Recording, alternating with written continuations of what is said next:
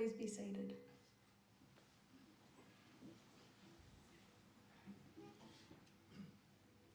Just before we start today's proceedings, I'll just ask that you now take a short moment to ensure that your mobile phones are switched off or alternatively to silent for the duration of today's service.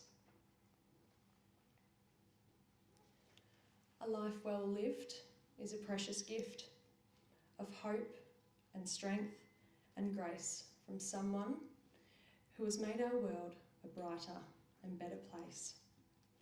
It's filled with moments, sweet and sad, with smiles and sometimes tears, with friendships formed and good times shared, and of course laughter through the years. A life well lived is a legacy of joy and pride and pleasure, a living, lasting memory our grateful hearts will treasure. On behalf of Wattle Range Funerals, I extend a warm welcome to those here today, celebrating the life of the late and very much loved Brian Duldig. Some of those here today have travelled incredibly long distances to attend, and your efforts are recognised and appreciated by those closest to Brian.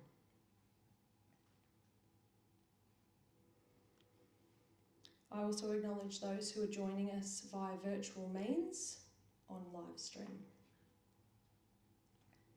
Welcome all to the celebration of the life of Brian Duldig. We acknowledge the pain and suffering Brian's close family, as well as his friends, are experiencing during this time of loss. However, we are joined here today as a collective to share our common grief and celebrate the incredible life of an incredible man. Today is the day where we will say our final farewell to a husband, a father, father-in-law, grandfather, brother, brother-in-law, uncle, and of course a dear friend. We bid our goodbyes to the incredible man that was Mr. Brian Duldig. For one reason or another, you are all here today as you shared a connection with Brian in his life, whether it be big or small. My name is Jade Martin, and I'm very proud to be the celebrant for today's Celebration of Life service. I would like to take this time to express my sincere thank you to Tracy, Stephen and Matthew for bestowing me with the utmost honour of conducting today's proceedings. It is really an honour and privilege to be given the opportunity to curate the final farewell for a loved one. And for that honour, I'm very, very grateful. Thank you. Where do you begin in trying to describe a man like Brian? Through my conversations with the family and discussions regarding messages received by those closest to him and the sheer amount of people here today and watching on live stream, Brian was nothing short of an amazing man. Brian represented what it meant to be community-minded, kind-hearted, and above all else, a true gentleman. Brian took pride in all that he did and was a very particular man. Brian was a people person. He simply loved people. Well, there is an exception to that statement. There are only two types of people in this world that Brian didn't like: umpires and commentators. A loyal husband. Tracy and Brian were destined from the beginning. He was a man of pure romance, sweeping Tracy off her feet from the get-go. I'm sure Matthew and Stephen will elaborate on this a little later. A Port Power supporter through and through, a red wine lover, a chocoholic, and a pronunciation king, often correcting Tracy on her pronunciation of words in conversations, much to Tracy's dislike. Brian was strict in the early years with the boys. The boys declare he was firm but fair. Stephen and Matthew familiarised me with the story of a time when Matt was caught with a bottle of vodka in his top drawer in his teens. Matt simply passed the blame on to Stephen, being that he was 5 years older, saying that Stephen purchased it for him, and in turn Brian saw red and gave Stephen the absolute what for. Again, firm but fair. Stephen and Matthew have described Brian as being a present father who always made time to take them for a kick of the footy, talk about footy, watch them at footy, told them to hurry up from the sidelines. The support was unconditional and the love was evident. Not just a great father or husband, but also a terrific father-in-law to two very special women, Lisa and Jane. Brian had not known what it was like to be the father of girls until his two beautiful daughters-in-law were welcomed to the Duldig family. Thankfully for Brian, he was blessed with two of the best. These incredible women have been devoted and loving wives to his sons, and in turn made Brian a very proud father and father-in-law. Brian also shared a very special connection with his two older sisters, Pamela and Margaret. A little brother to these incredible girls, Brian was always looking up to them and was guided by their optimism and wisdom. Although he may have been guided on the right path, didn't stop him from pushing the boundaries from time to time. All in all, great memories shared between the siblings, and I'm sure Pam and Margaret would be happy to share some of these stories with you all later today. Brian was a banter fiend. Brian also had a great sense of humour. He was caught playing pranks on the boys in their earlier years, like hiding under the covers in their beds and scaring the absolute living daylights out of them. All in all, he was an incredible man. Not many faults so far, apart from one that I've come to learn. Whilst working as a lending manager, Brian would often need to meet farmers at their properties and look at the crops that they had. Tracy had come to realise that Brian had a very bad sense of direction. Brian was a lost man, literally. This bad sense of direction led Brian to purchase a compass so that he could navigate his way around the fruit fields, preventing any further incidences of becoming lost whilst on the job. A committed sportsman in an array of fields: football, cricket, squash, tennis, even dabbling in basketball for a season. This was short-lived, however. Brian believed basketball to be a stupid game. I've come to learn that in Brian's younger years of football, and whilst living in Whyalla, he earned the nickname of the Animal. How he come to earn that name, I have not yet been privileged to find out. I wonder if it had anything to do with the luscious mane he sported for a period of time. I'm sure his friends from Whyalla would be thrilled to share these stories with you when they get the chance, perhaps later today. In the later years, Brian found his love of golf, and his love of the game became a major part of his life. Playing 3 times a week, volunteering at the golf club, attending golf trips, and becoming a part of the club provided Brian with much joy.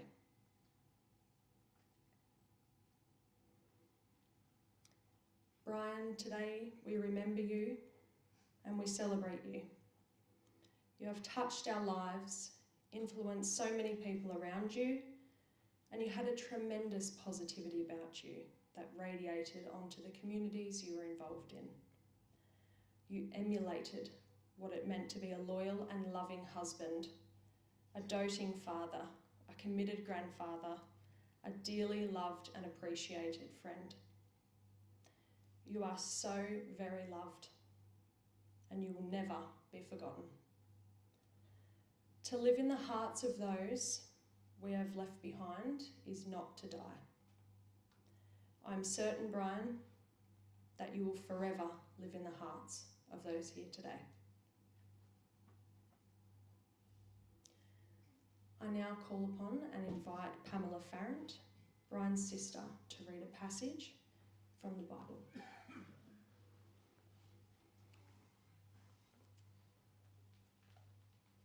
Thank you. I have a bit of moral support with me. Just prior to the verses I'm going to read, Jesus had told his disciples that he wouldn't be with them much longer. And this is his response when his disciples asked where he was going. "Do not be worried and upset," Jesus told them. "Believe in God and believe also in me. There are many rooms in my Father's house, and I am going to prepare a place for you. I would not tell you this if it were not so. And after I go and prepare a place for you, I will come back and take you to myself, so that you will be where I am."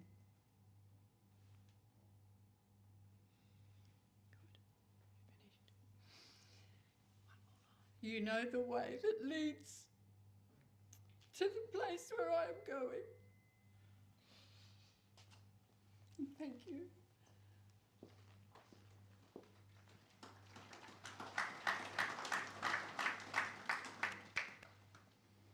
Thank you for your beautiful words. Stephen and Matthew have taken the great privilege in preparing their father's eulogy for today's celebration of life service. And I now invite both Stephen and Matthew to come forward and share the eulogy with those here today.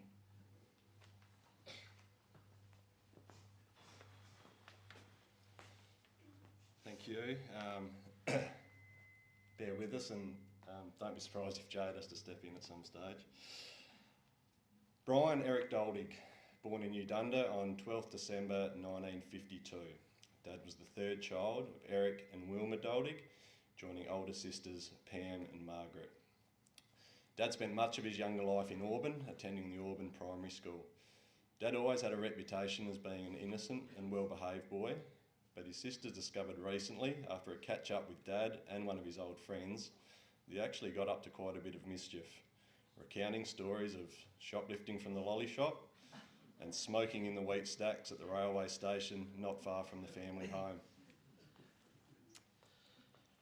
Dad did his intermediate schooling at Clare High School before moving to Adelaide to board with an auntie and complete year 11 and 12 at Elizabeth High School. Sport played a big part of Dad's childhood, with football and cricket being his great passions. After playing his junior and we believe some senior football with Udunda while attending school, he was offered the opportunity to play under-19s football with the Port Adelaide Football Club. This coincided with him obtaining a job with the Savings Bank as a teller at their Findon branch.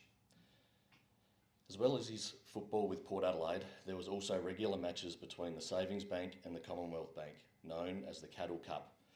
With work colleagues such as Russell Ebert, Malcolm Blight and Eric Freeman, it was no surprise that the Savings Bank often had the cup in their possession.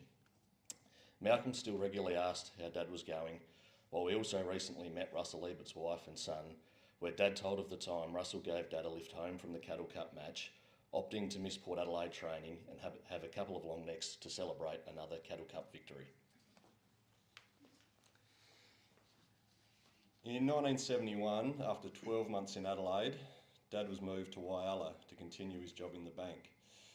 The reason Dad believes he was shipped off to Whyalla was due to a complaint made by a wealthy customer. Apparently, the complaint was made about the poor handwriting on the cheques he was writing out for her, and coincidentally, not long after that, he was told he was heading to Whyalla. We probably should thank that wealthy lady, because it ended up being the best move of his life. After being in Whyalla for 12 months, Dad met Mum at the Rapina Football Club, where all great love stories start. It was just after midnight and Dad had had enough beers by then to get up the courage to ask Mum for a dance. The need for a bit of Dutch courage to even consider stepping foot on the dance floor is a trait that's passed on to the two of us. After a long courtship, Mum and Dad were engaged on the June long weekend of 1975. True to Dad's laid-back nature at the time, the proposal wasn't quite what Mum had dreamt of, with Dad, while home at his flat one day, saying to Mum, "I've got holidays coming up later in the year, so I suppose we might as well think about getting married." And that they did, getting married at the Lutheran Church of Whyalla on the 1st of November 1975. 4 years later, in 1979, Brian and Tracy welcomed their first child to the world, Stephen Brian Duldig. Mum recalls that after a few celebratory drinks during the afternoon, Dad came back that evening to visit Mum and Stephen, but was denied access to the hospital. 5 years later, in 1984, Mum and Dad welcomed their second child, Matthew John Duldig. Safe to say, with some extra responsibilities now, Dad was much better behaved before visiting the hospital. And yes, for those still wondering, I'm the younger brother of the two. During their time in Whyalla, Mum and Dad's life revolved around the Rapina Football Club, and I'm sure we will hear some more stories and memories of that time from Brian Edridge a little later. While we were too young to remember too much from Whyalla, the Rapina and Whyalla guys have been more than willing to share a few stories over the years. What would probably come as a surprise to many in Millicent is that Dad, for a short time, as we heard, had the nickname The Animal. Maybe those stories will come later this afternoon over a quiet beer. A humorous anecdote we'd like to share now was one we came across last week in an old Rapina footy budget. The story goes that Fags, Gary Faggoter, was heading home late one night from a regular poker game. Fags said to Dad, "I could never fool Ronnie," his wife. "I turn off the car engine, coast into the garage, take off my shoes, sneak inside, undress in the bathroom, but she's always awake and yells like crazy at me for being late." "You've just got the wrong technique," Dad said. "I roar into the garage, slam the front door, stomp up the stairs, wake up Stephen, crash into the bedroom, pat Tracy on the bum and say, 'How about it, beautiful?' She always pretends to be asleep."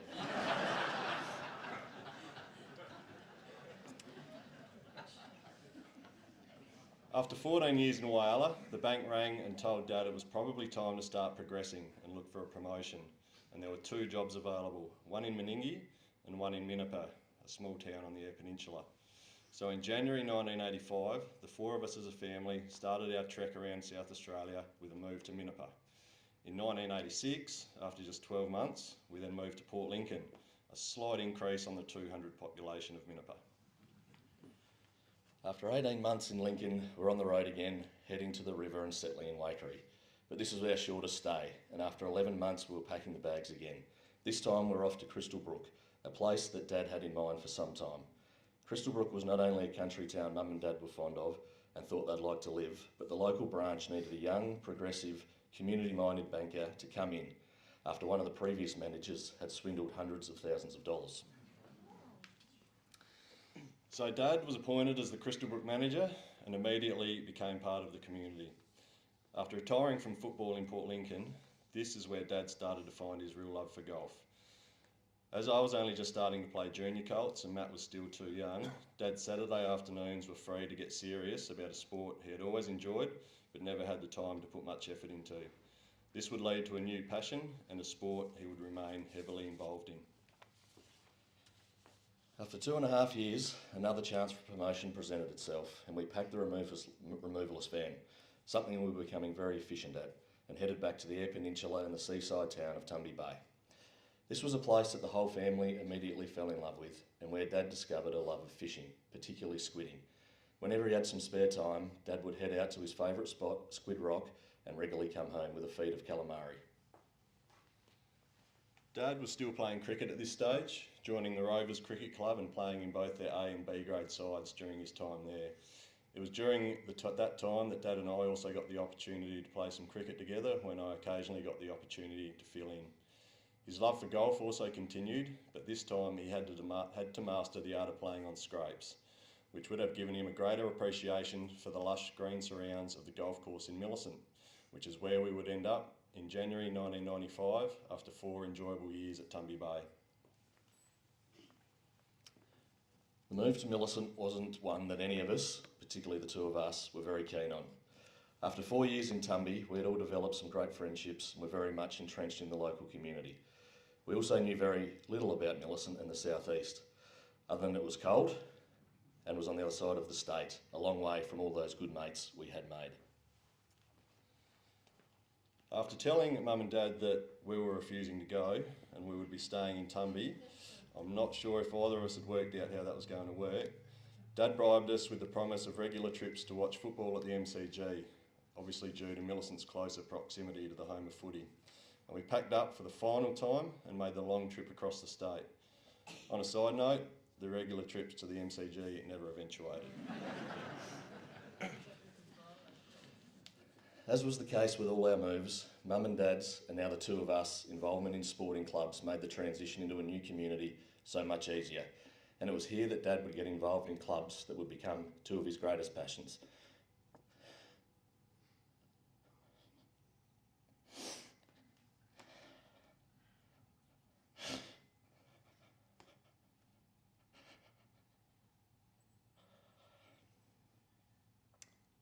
The Millicent Football Netball Club and the Golf Club. Dad loved nothing more than watching the two of us play footy, whether that was Saturdays for under 18 and senior footy or Sundays for junior footy. Dad also became involved in junior and senior football committees, working the bar in the tin shed and then assisting in grounds maintenance post-retirement. This volunteer work would lead to Dad being presented with Club Life membership in 2012, along with Mum. His love of watching us play footy continued, with Matt moving to Adelaide to forge an SANFL career with both Glenelg and Sturt, and he would regularly travel to watch him play when his commitments at home allowed. Although we'd both achieved a number of milestones in our life, work and sport, Dad's proudest moment came in 2018 when his boys were able to have a season of football together, which culminated in Millicent winning the premiership and breaking a 34-year drought. Dad also fell in love with the Millicent Golf Club, not only because of the beautiful course that it is, but also due to the great people involved and the strong friendships that he formed with many of them. Dad would play as often as he could, although football season made it difficult, but post-retirement he would regularly play 2 to 3 times a week, as well as volunteer each Tuesday or any time he was required to assist in course maintenance. Dad loved the banter that happened both on and off the course, and I'm sure when Glenn speaks later, he'll share a couple of those stories. At the time, moving towns every few years wasn't well received by Steve and I, particularly Steve. But now looking back, it is one of the best upbringings Dad could ever have given us. Wherever we now travel in SA, there are friends of Dad's that welcome us and are more than happy to tell stories of their time with Dad. He remained close friends with people from each and every one of those towns, and that is evident today with so many people here and people from all over the state watching online. In 2013, at the age of 60 and after 42 years loyal service to the bank, Dad decided to retire. It's testament to Dad's loyalty and work ethic that he spent so long with one employer, and although he was still reasonably young to retire, his frustrations with the changing landscape of the banking industry made the decision an easy one in the end. In hindsight, it was a blessing that he retired when he did, as it gave he and Mum the opportunity to do some travelling, which they had never done much of previously. Over the past 10 years, they visited Canada, Alaska, New Zealand and the Kimberleys, plus the most special trip to Bali for a family holiday with all of us, that Dad shouted.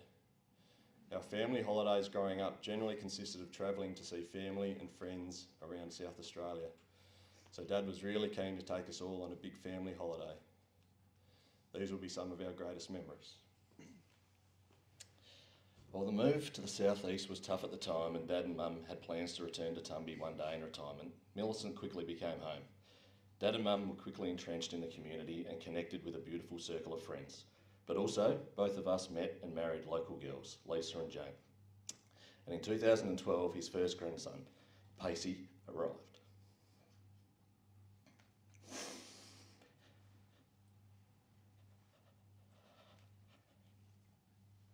The relationship he and Pacey had was very special. Then came Harvey, Edie, Gracie, and Frankie.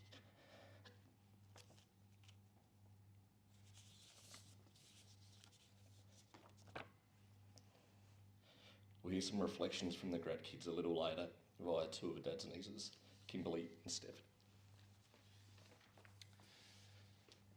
It's amazing what grandkids can do to grandparents. I know they got away with a lot more than Matt and I ever did.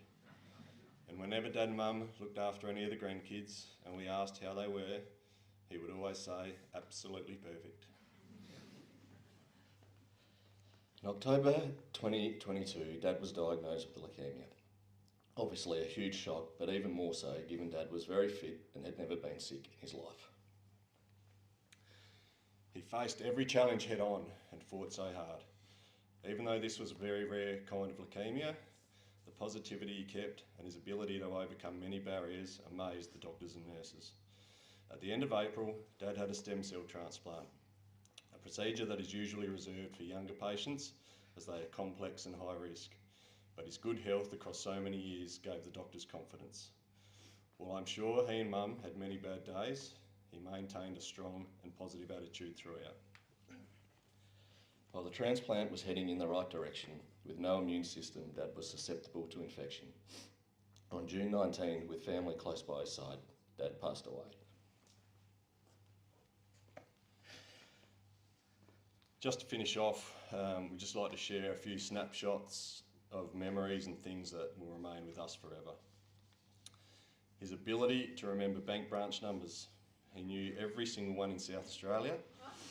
He even amazed the nurses by remembering his patient ID number within 24 hours. Sorry. Watching Matt and I play footy and occasionally offering some advice over the fence. His love of Port Adelaide, but his intolerance of umpires and commentators. Phillies pies, spicy food, chocolate and red wine, or as the grandkids would call it, plonk.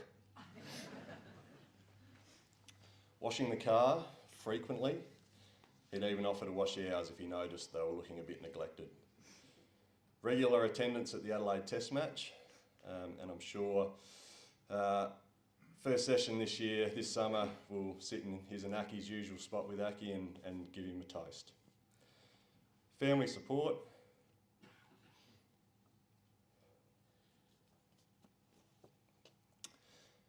He would do anything for us.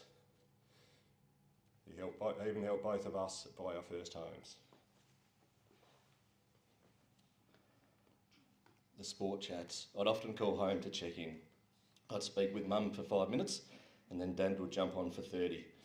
For a family of boys that don't talk too much on the phone, Mum was always amazed at what on earth we were chatting about. It was footy, cricket and other sporting matters. His love for golf and mostly the friendships and banter he had with those at the Millicent Golf Club. Steve will continue to play at the golf club and I look forward to getting home each Christmas and having a hit with Ron, Spike, Birch, Megsy, Glenn and anyone else at that amazing golf community. And giving and receiving a bit of shit. Even while in Adelaide the past 9 months, he would be checking the golf scores regularly. And if Ron or Spike or others would have a bad day, he would simply text, "Hey mate, haven't been able to check the scores yet, how'd you go?" His home and garden. He was once caught doing the edges with the scissors. He captured rainwater with buckets on the back lawn. He'd then strain it and have drinking water. He had a healthy, or some would say unhealthy, obsession of cleaning the barbecue. He was always neat and tidy. The Millicent Footy Club, and along with Aki, keeping the grounds looking immaculate. It was as if he was looking after his own yard.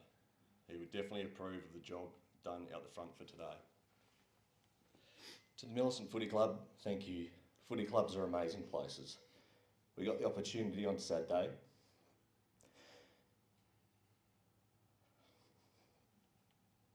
to share some more memories I'm sure Dad would have loved.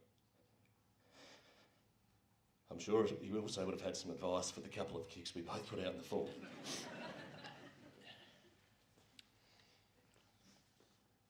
Mum and the love they shared, and the most recent loves of his life, his grandkids.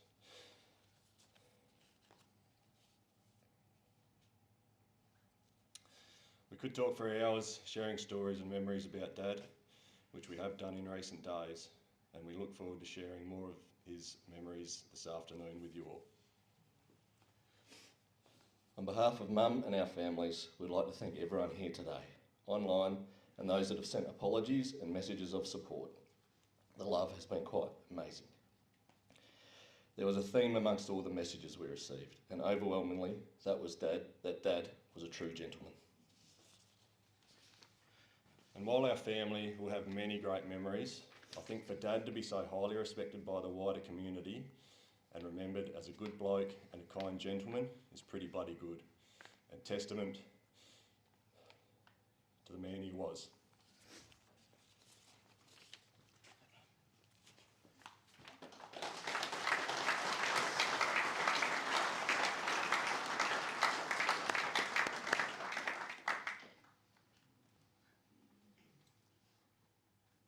Thanks, Stephen and Matthew.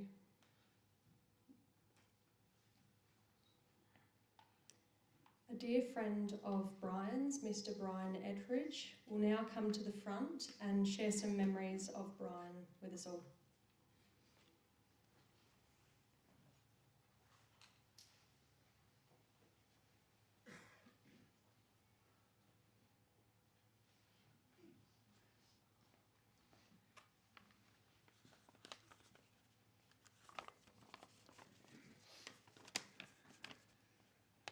I'd just like to, first of all, offer my condolences to Tracy and the boys and their families on behalf of Repeater Footy Club, and as you know, deep in the thoughts of everybody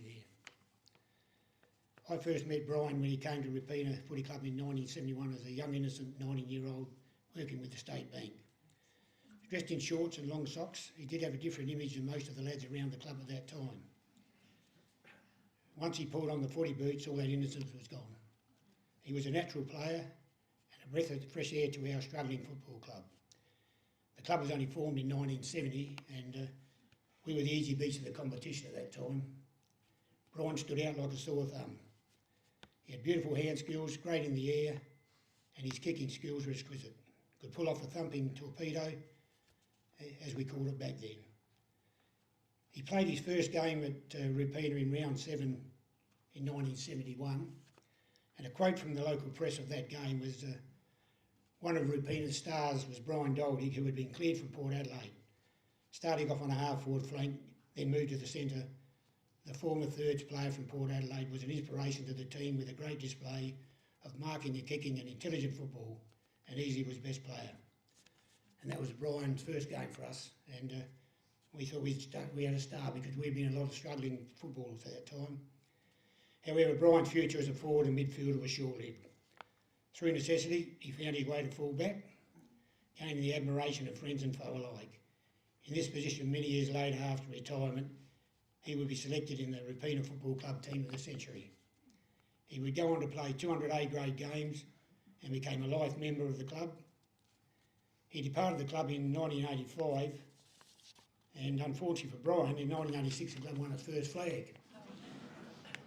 And that's about the only time you ever seen Brian shed a tear over a game of football.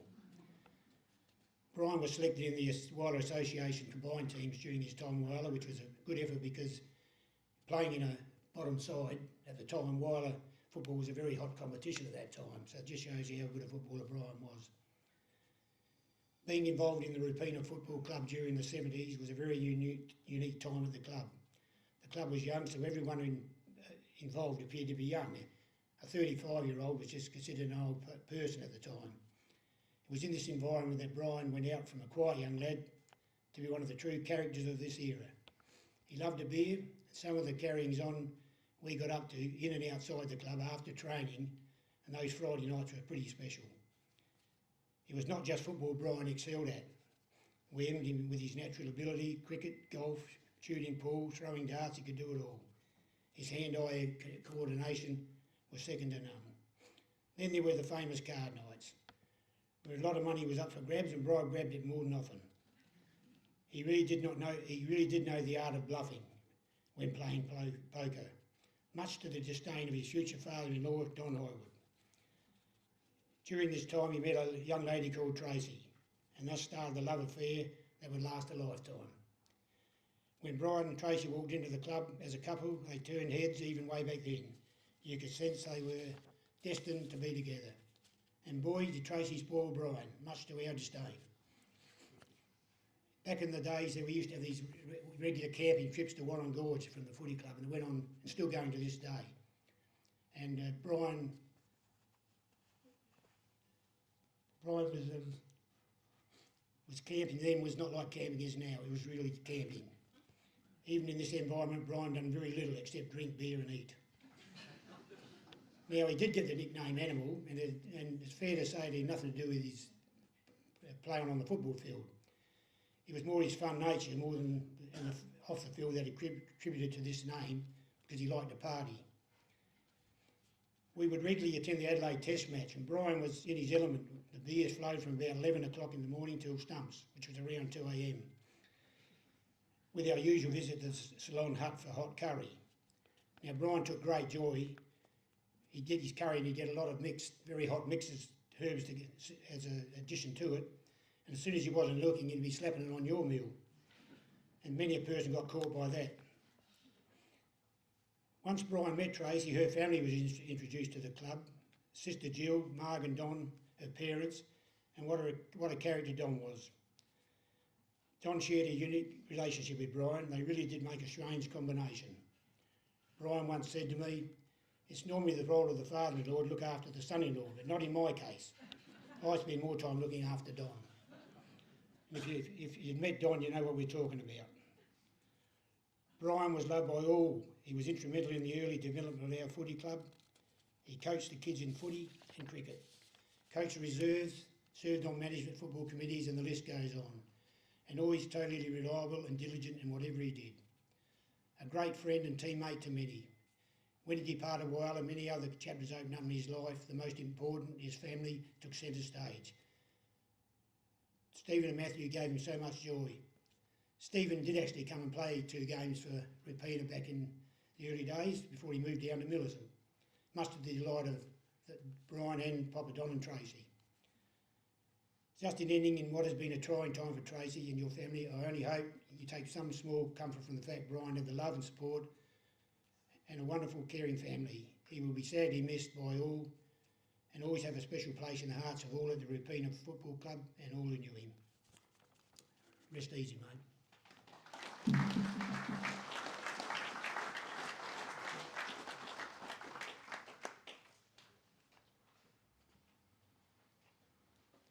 Thank you, Brian, for your kind words and interesting memories. On behalf of the Duldig family, I now invite you all to cast your attention to the projector screen and share in watching a montage of Brian's life prepared by Brian's family.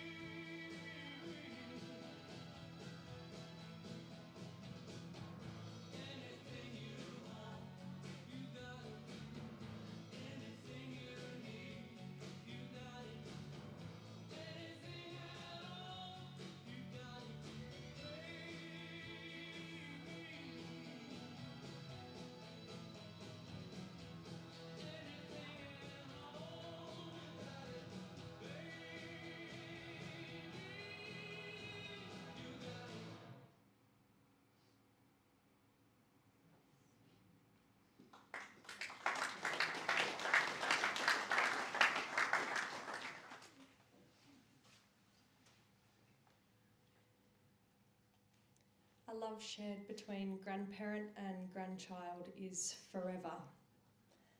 The grandparent and grandchild relationship is so special and so unique.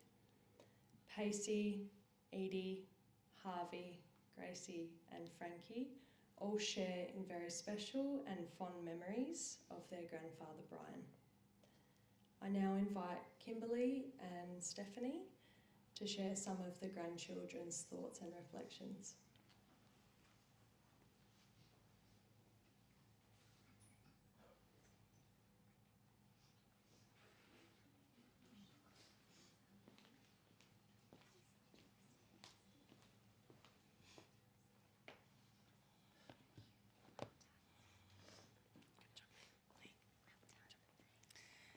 For those faces we don't recognise, we're blessed to be a part of the Duldig family. My name's Stephanie and this is Kimberly, and today we're enjoying in the celebration of our Uncle Brian. Our earliest memories of Uncle Brian were formed during our childhood summer holidays spent with the Duldigs. Wherever they were living around the state of South Australia, we'd travel to see them or they'd visit us in Whyalla without fail. We'd be so excited to see our cousins. They'd be taller and browner every time, and Uncle Brian would be exactly the same. I can see him so vividly in his summer attire, his collared t-shirt, his smart polo, shorts, thongs, and his hair still neatly combed and always cleanly shaven. We didn't realise at the time just how magic those sun-drenched summer holidays were together. As kids, we didn't know what our parents did behind the scenes to make those holidays so special. Only as parents now do we appreciate their effort. While we were running amok outside, playing backyard cricket, swimming at the beach or lake, having a hit of tennis, eating hot chips and barbecue dinners, our parents were putting in the hard work to keep everything running so smoothly. No one put in as much effort though as Uncle Brian to keep things running smoothly in the background. Although the things he paid attention to were probably not keeping us entertained, but he kept everything maintained. Like the barbecue that's been mentioned earlier, it was absolutely spotless, even after a cook-up, and not just clean, like really clean. Ensuring his pitch-perfect lawn was in tip-top shape for us to play on. After a slip and slide session or a cricket match in the yard, Uncle Brian was like the greenkeeper repairing any damage immediately. It was always a very well-kept looking lawn, and we vividly remember watching him use the pair of scissors to keep any unruly blades of grass in check. To be honest, as younger kids, we did think Uncle Brian was a little bit boring, all that conservative talk. We didn't really get his dry sense of humour until we were older, and now we realise his sense of humour was very clever. His ability to stir the pot and cause a bit of controversy was incredibly entertaining. We all knew that Uncle Brian liked what he liked, and it didn't change. The polo shirts, the chocolate-covered scorched almonds, the red wine, Port Power, the golf balls and the socks. And these are the things we got him every year for Christmas, and he was always kind enough to act surprised. When Uncle Brian decided to take the reins of looking after our family punters club, a syndicate made up of our family involved taking turns to bet each week. It's turned out to be a wonderful way for us to connect and have a bit of fun as a family.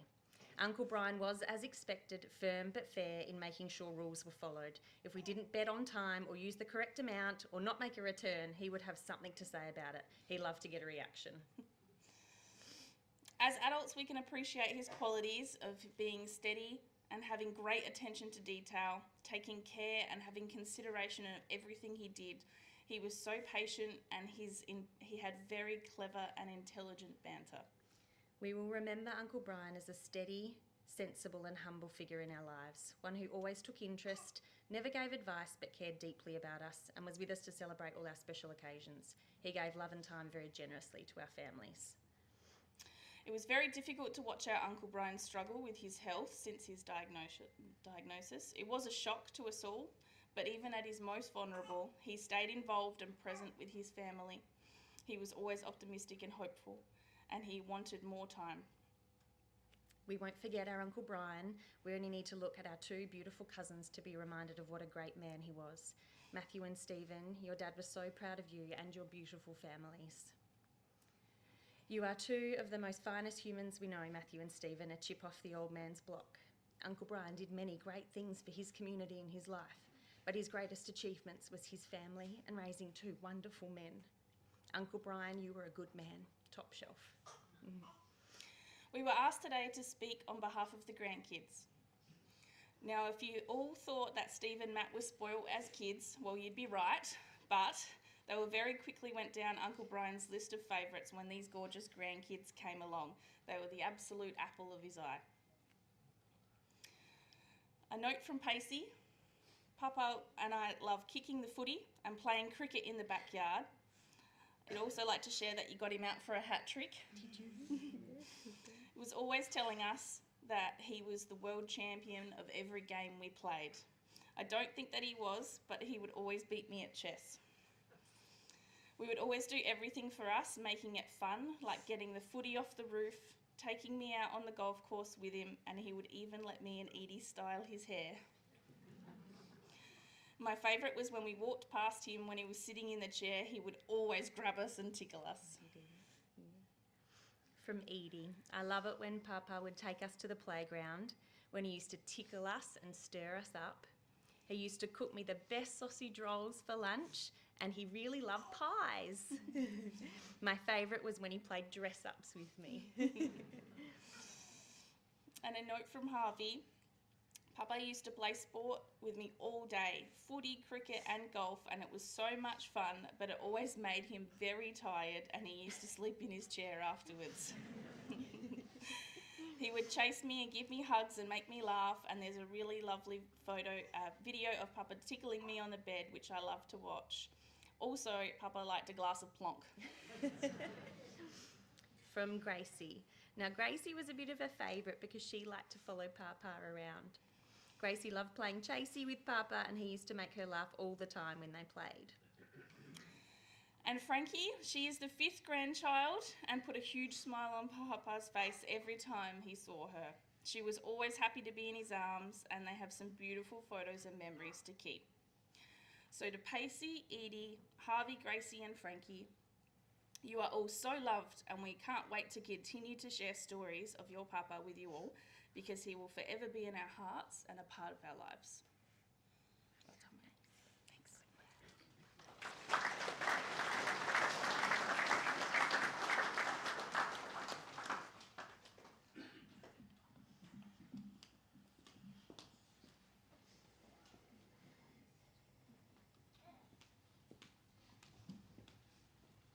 Thank you to Kimberly and Stephanie and all of the grandchildren for their thoughts and reflections. Often grandchildren are too honest for their own good, but that was absolutely beautiful.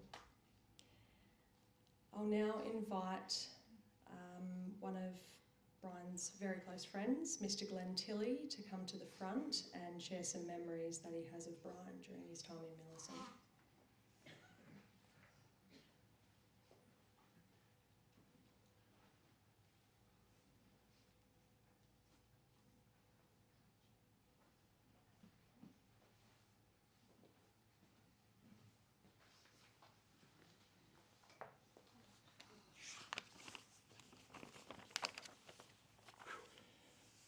I thought I was okay. But yeah, just listening to some of those speeches from Matt and Steve and the girls, just amazing, and you did fantastic to get through that, so well done. Thank you to the Duldig family for asking me to speak today. I've known Brian and Tracy ever since they moved to Millicent, and probably were one of the first people to actually come across or to meet them and whatever. When they arrived in January 1995, I heard they had 2 boys who were pretty handy cricketers.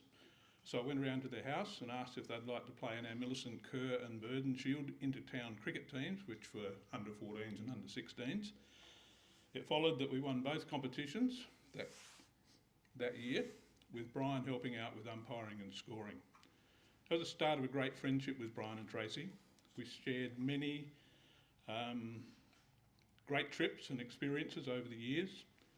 Kangaroo Island, Port Douglas, South Pacific Cruise to celebrate 60th birthdays, Darwin, New Zealand, Tasmania, Canada, Alaska, and to Melbourne for a number of footy games, which obviously didn't take the boys to, but we ventured across there quite often with Tracy and Brian and Lois and myself.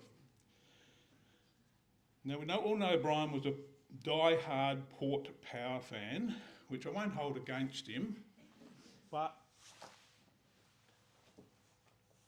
I will wear the Port Power hat. It probably won't stay on for very long because I'm a Crows barracker.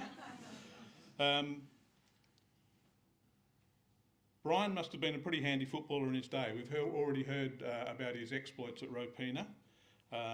He started in Adelaide playing under 19s, and Matt and Steve talked about the Cattle Cup, so I'm going to skip through that because I did have something down there about that as well. Played for Whyalla. He was in the team of the century up there. The century only went from 1970 to 2000, but he was in the team of the century, but must have been a very good footballer in his day. Steve and Matt began playing junior football with Millicent in 1995, so I can take the hat off now. I've got my Millicent hat now. Brian followed them with pride, becoming involved on the junior football committee from 1998 to 2000. Matt and Steve both headed off to Adelaide, with Matt forging a successful SANFL career with Glenelg Sturt. Steve played for Port Adelaide under-18s, but a broken ankle set him back.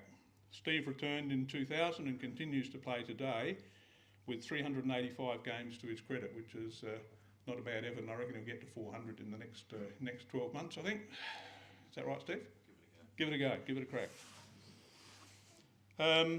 Brian joined the Millicent Senior Footy Committee in 2005. He was treasurer of that committee from 2007 to 2012. He took on the job of groundsman of the footy club alongside his good mate Robbie Atkinson. They marked the oval for game day, maintained the surrounds. He volunteered his time and service working in the stake shed for many years. Both he and Tracy were awarded life membership of the Millicent Football Club, Netball Club in 2012 for their contribution and involvement with the club. I remember being with Lois, Brian and Tracy in Port Douglas the night of the presentation. We were out for dinner. Lois and I knew that Brian and Tracy were both going to get life membership, so we had to ensure that they had their mobile phones with them because they were going to do a link up using mobile phones. Rick Grimes was president at the time, so he rang, and both Brian and Tracy were thrilled to receive life membership of the Millicent Football Netball Club. The four of us then had a few red and white wines to celebrate, and there was only the four of us there, so it was a pretty good night celebrating that achievement. Matthew returned to play for Millicent, and especially in 2018 it was a pretty special year. We've already heard about it, but Matthew returned to play with Millicent, and especially with Steve, to see if they could achieve that elusive premiership towards the end of their careers. Millicent had a great year under Clint Gallio's astute coaching, winning the Western Border Footy Premiership, Millicent's first since 1984, so it was a pretty big achievement. I've still got that indelible picture of Brian, Matt and Steve in the club rooms at East Gambia after the game with the Premiership Cup, which was the one that we saw on the slideshow. Last Saturday, Matt again joined Steve on the footy field in the reserves, playing together one last time in honour of Brian. Yeah, those first couple of kicks weren't real flash either, Matt. Brian loves his footy, both locally and in the AFL. He also had a love-hate relationship with umpires in both competitions, as we've already heard. He was not afraid to voice his displeasure if he thought decisions were not right or not given. Norm Facey, is Norm here? No? I know Di is, but Norm's not here. I'm going to use Norm's name in vain then.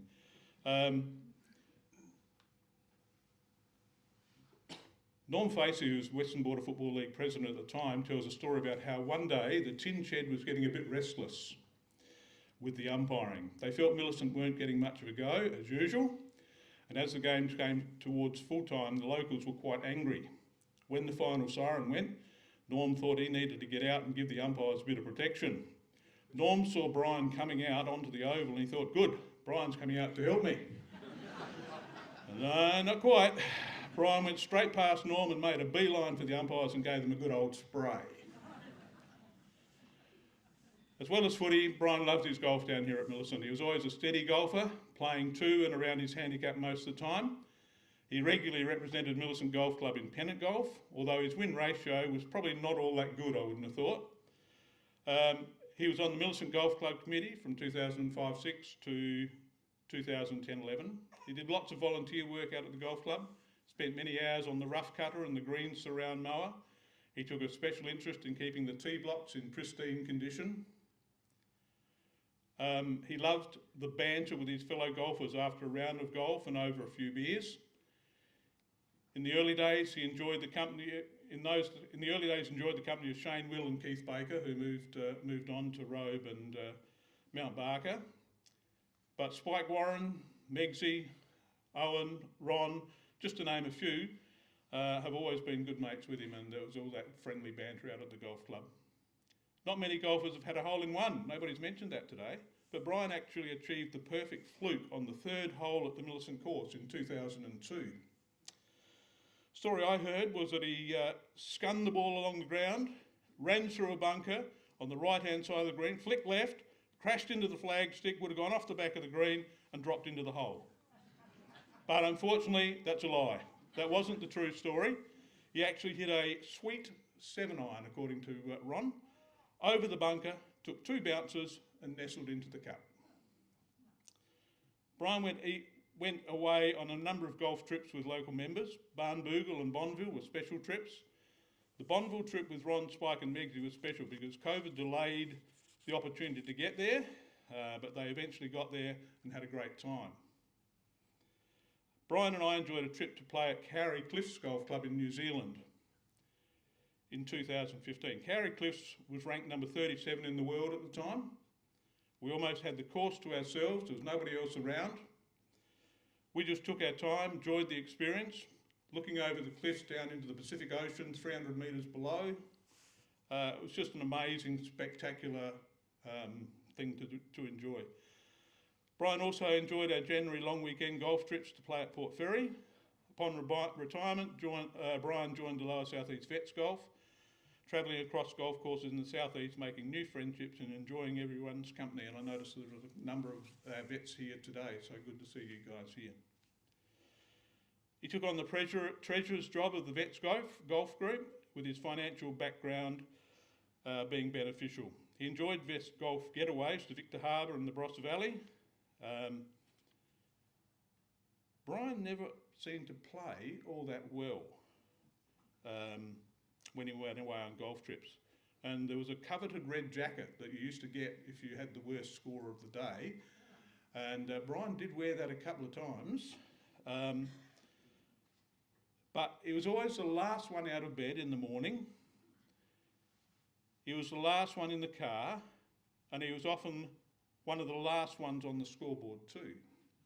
But with Spike and company and a few too many drinks the night before, and often being the last to bed, he often struggled to score very well. Brian also assisted the Millicent Croquet Club by marking the lines to their courts. He also mowed the surrounds and generally kept the place looking neat and tidy. A couple of years ago, a group of friends went out to Peter and Betty Burchard's for a barbecue. The girls set up the croquet hoops. We all had a go, but Brian soon worked out that croquet wasn't for him. He did have a crack at lawn bowls, but worked out he wasn't old enough, and it wasn't for him either. I'd like to finish with a couple of stories about Brian that epitomises the man that Brian was. We've already heard that Brian had a little bit of trouble with directions. He'd walk out of a motel room and go left when he should have gone right. On the Bonville golf trip, Ron had to go to hospital, so the other boys didn't have a car and they needed some groceries. So Brian said he knew where to go to get to the supermarket. He said it was only about 1 kilometre or so away, so they all set off with Brian leading the way. That was a big mistake, boys. 6 kilometres later, they hadn't found the supermarket and they had to call a taxi to get them back to the motel. On our Port Douglas trip, we did a boat cruise out the Inner Barrier Reef. We all donned flippers, snorkels and goggles and dived into the water to look at the coral and the fish. Brian just couldn't seem to get the concept of swimming in a straight line. He kept doing circle work, just going round and round. The tour guide told us to stay close to the boat. Brian ended up about 300 metres away and was heading back towards Port Douglas before someone had to come to his rescue. When we did the Daintree Rainforest trip in northern Queensland, the tour guide showed us how you could swing out on the vines and then back onto the boardwalk. He made it look easy. Daredevil Brian said he'd like to have a go. He got the swing right, but unfortunately he didn't stick the landing on the boardwalk. He ended up in the forest canopy with his leg entwined in the wait-a-while vine. If you know anything about the wait-a-while vine, it attaches fairly strongly. Brian had blood going everywhere.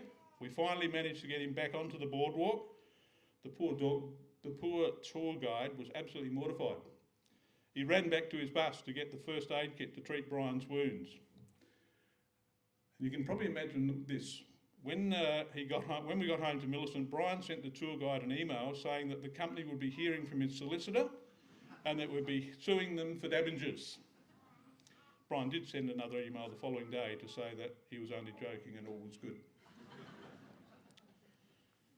One winter's day, Brian went to beach golf with his mate Spike. He picked Spike up on the way. They played their game of golf at Adamurra and headed home. On their way home, of course, they stopped at the Southeastern Hotel and bought a few stubbies. Spike said he knew a different way home, so off they headed. Brian was particular with his car and liked to keep it clean, but somehow they ended up on dirt roads. And I'm not sure if it was Brian or Spike's navigation skills, but they ended up at Port Macdonald instead of Tantanoola, and Brian's car was filthy from the white metal roads. Brian was a great friend to Lois and myself over the last 28 years. Brian enjoyed a glass of red or a port, and he would always have one open to share while we chatted or watched footy together. He enjoyed good food, especially a good steak or a spicy curry.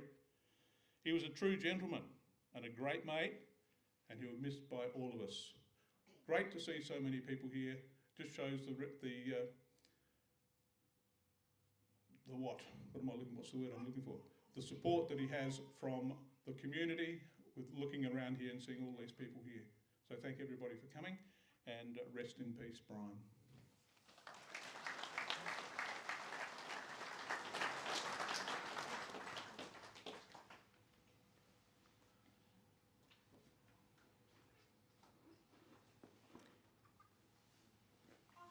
I'll now ask for Mr. Ron Haitley to come to the front and share some memories with us as well.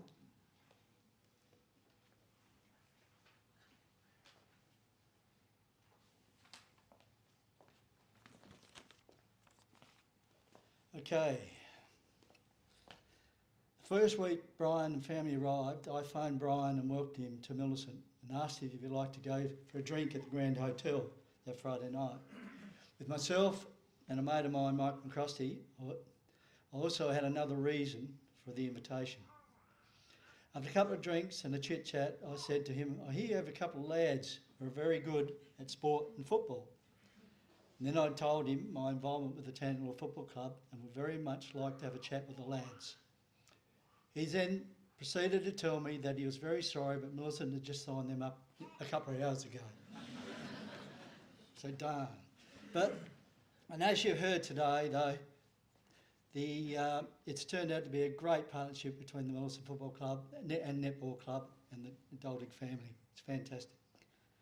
From that meeting, Brian and I and our family have formed a close and lasting friendship. Now, I have been on a lot of trips with Brian, but there's one trip which I want to talk about today, and which we've talked about a number of times over the years. And I want to share that with you today. Brian, Michael McCrosty and I went to the 2006 Ashes in Adelaide. We arrived the day before the test started and booked into a room at the Bay, Hotel Motel in Glenelg for 5 nights. We unpacked, and just as we finished and sat down to have a couple of beers, Brian went into the bathroom for a minute and then came out and then said to us, "Now guys, when either of you go to the toilet, before you come out, I want you to do this." He then showed us a box of matches and then lit one, let it burn for a while, and then put it out. We were dumbfounded. I must admit I was more worried about the smoke alarm going off because that was just above him. Fortunately, or thinking about it, maybe fortunately it didn't. Unfortunately it didn't. Every trip I went on with Brian, he took a box of matches with him. I am not sure about his other trips. Was there? Yeah, Tracy nods her head, says yes. Almost about the cricket, for those that don't know, after the 4 days England had made made 5 and 51 runs and 6 declared and were 1 for 59 the second innings. Australia were all out at 513 the first innings and looked like a certain draw.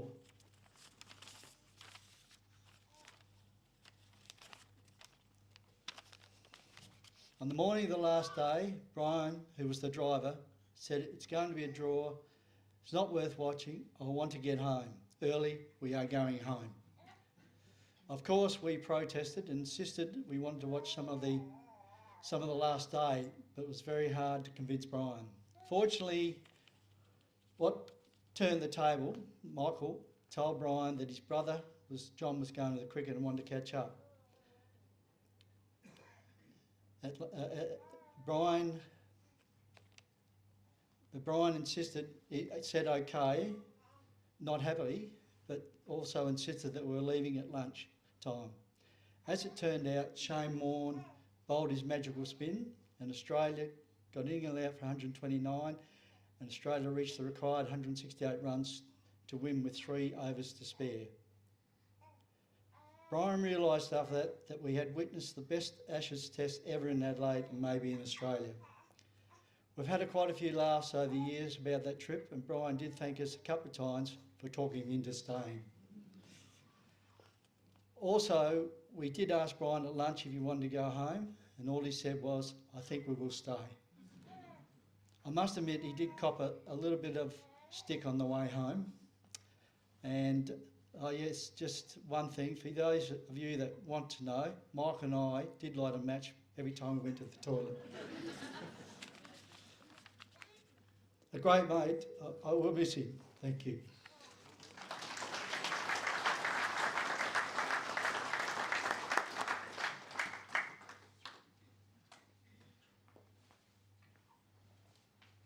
Thank you to both Glenn and Ron for sharing in such special memories of Brian with us all today. Brian, we are gathered here today in your name, in your love and in your spirit.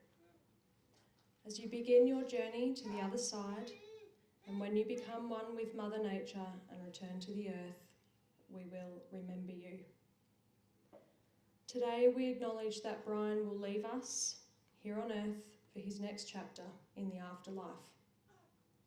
No matter how much time passes, no matter how many tears are shed, no matter how many hugs are shared, and no matter how many words are spoken, nothing can take away the pain of having lost Brian. We will remember Brian for all that he was and all that he gave to those around him. We will remember all of the great times, the old times and the recent. We will remember him for his love of pies, Indian food, red wine and chocolate. We will remember his quirks, his strengths and the happiness he brought to all of those here today. We will always remember Brian as a fighter. We will love Brian even though he is no longer with us physically, but rather in spirit. And so, we tenderly and lovingly commit Brian's body to nature's keeping and remember with gratitude his life. May any regrets we feel today be turned into gratitude for our time with him, and may the warmth of his memory be cherished forever. And so, family and friends, today we bid farewell to Brian. Brian, thank you for sharing your life with us. Thank you for simply being you, a committed husband, a doting father, a loving grandfather, a fun brother, and a loyal friend. Brian Eric Duldig, may you rest in peace with everlasting love from those in your life.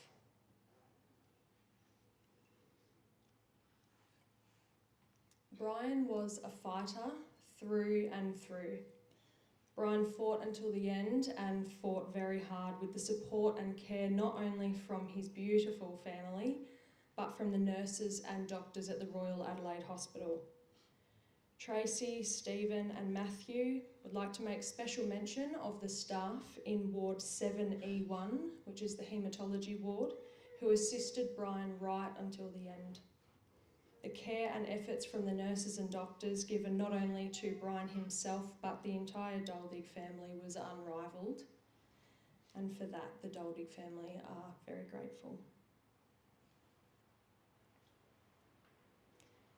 On behalf of the Duldig family, I'd like to thank each and every one of you for your attendance at today's proceedings and the celebration of Brian's life. Tracy, Stephen, Lisa, Matthew and Jane, along with their families, would like to invite you all to stay on in the club rooms following today's proceedings to share in some light refreshments, nibbles, stories and laughs in memory of Brian. I'm sure laughs will be had, tears will be shed and stories will be shared. Brian was community-minded and a kind-hearted man whose family was absolutely everything to him. If there is one thing that the family would like Brian to be remembered by, it was the fact that Brian was the epitome of a true gentleman. To conclude today's service, Brian will be taking one final lap of honour around the Millicent Football Oval. I warmly welcome you all to follow the family outside, embrace each other, hold hands and stand side by side in solidarity as you view Brian's final lap of honour and celebrate the gentleman that he was.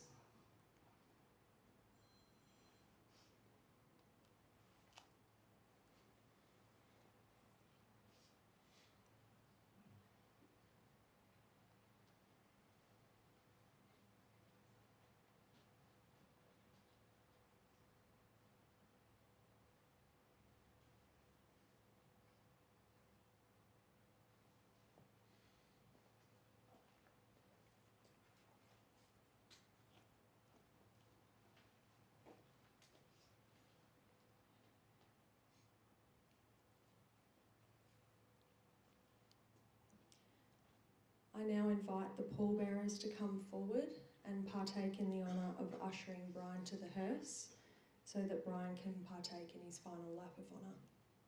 Thank you.